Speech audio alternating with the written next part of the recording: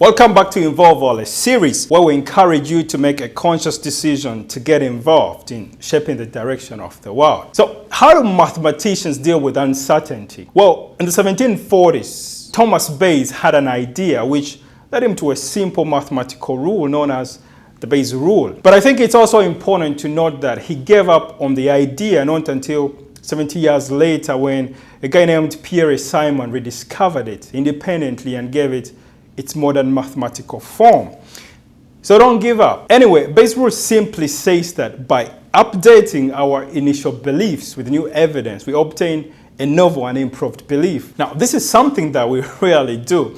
If you have updated your old beliefs about the economy, the way we govern ourselves, earning a living, or even religion, feel free to let me know in the comments below. If today we don't have jobs, or meaningful jobs at that, and a lot of industries that we're familiar with are not coming back, yet it's also true that there's little we can do to control these external events like a pandemic.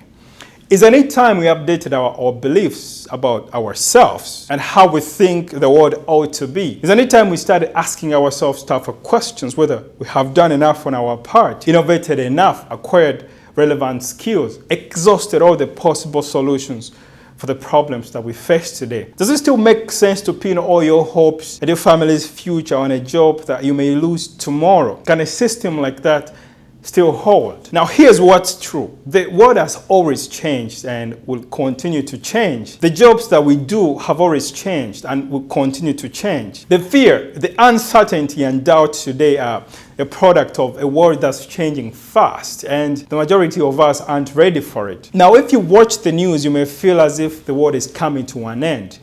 It's not. Psychologists have found that the news is to the mind what sugar is to the body. Appetizing, easy to digest, but highly destructive in the long run. That's why shocking and crazy stuff stimulates us, whereas abstract and complex and processed information sedates us. And people in this business know this, and that's pretty much their business model. The effects, well, we're walking around with a distorted mental map of the risks that we actually face. Because think about it, worrying about the US debt, an earthquake in Sri Lanka, or a plane crash in Uzbekistan might not be the best use of your time. That is time that you should use to equip yourself better and take reasonable steps to reduce uncertainty. Now, today uncertainty looms large, but the truth is, even before the pandemic, uncertainty was already on the rise. So was 10 years ago and 10 years before that. And if you look closer, there seems to be a pattern here that after a few years,